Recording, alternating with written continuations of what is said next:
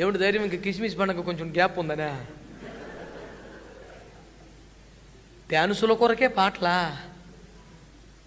దానికి మళ్ళీ కొరియోగ్రాఫర్సా? వాడు సినిమా పద్ధతులు అనుసరించి ఇక్కడ డ్యాన్సులు లేపడమా?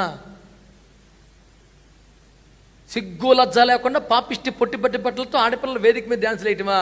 అంతకన్నా సిగ్గు శరం లేకుండా తల్లిదండ్రులు చప్పలు కొనడమా? ఇద్దరిద్దరం నశించును గాక. కాస్త రోషం కలిగి చెప్పండి గట్టిగానో. దేవుడు అంటే ఎవరండి? పరిశుద్ధుడైనా అండి. పాపిష్టి వీధి బాగోతం ఏంటంటే దేవుని సన్నిధిలో ఈ బగిలిపోవాలి ఒక్కొక్కడికి. మా సంఘస్థులు యూత్ అందరూ సరే అంకుల్ ఈ సంవత్సరం క్రిస్మస్ పండుగ గ్రాండ్గా చేయాలి. ఓకే, చర్చిలో కాదు అంకుల్, బయట పెద్ద స్టేజ్లో. ఆల్ రైట్, మన సౌండ్ బయట సౌండ్ పెట్టాలన్నా. ఓకే, అందరికి భోజనాలు పెట్టాలన్నా. సర్లేరా, మీకు ఎంత కావాలి? అంకుల్ చాలా ఖర్చు అవుతుంది. ఫోన్లేరా, చేద్దాం మంచిగానే. అంకుల్ మంచి పెద్ద వేయాలి. ఓకే, మన చర్చలు బయట ఆర్కెస్ట్రాను రప్పించాలి. ఓకే, అన్నీ ఓకే అంటాను. తొలగించిపోయి అంకుల్ ఇంకొకటి ఉంది ఏంటంటే కొరియా. ఈ బగిలిపోద్దాం, మళ్ళీ కాళ్ళు ఇచ్చి పొయ్యిలో పెడతాను సైతానా. ఇప్పుడు ఈ పెద్ద స్టేజీ, పెద్ద లైటింగ్, గిరగర తిరిగే లైట్లు, పొగేసేయి, ఇవన్నీ ఎందుకటా? ఈ బగిలిపోద్దు ఒకటికి అని చెప్పి కోవటం లేదు, ఏమి లేదు.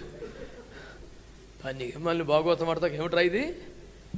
మహిమ కలిగిన సేవ, మహిమ కలిగిన సంఘం, పరిశుద్ధుని సన్నిధి, గడగడ వరకు ఆయన సన్నిధిని సంతోషించాలి.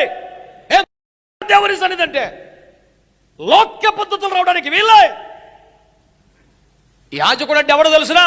లేవియాకాండం 10:9, ప్రతిష్ఠితమైన దానిలో నుండి లౌకికమైన దానిని వేరు చేయుట యాజకుని పని.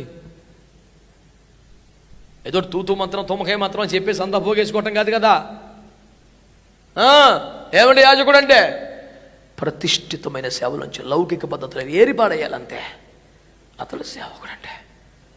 దేవునికి స్తోత్రం చెప్పండి.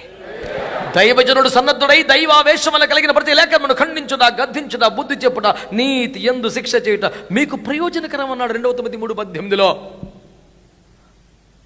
ఖండించుట, గద్దించుట, బుద్ధి చెప్పుట, వాగ్దానములు చెప్పుట, ఆదరించుట, ప్రోత్సహించుట, గణపరచుట మీకు నష్టకరము.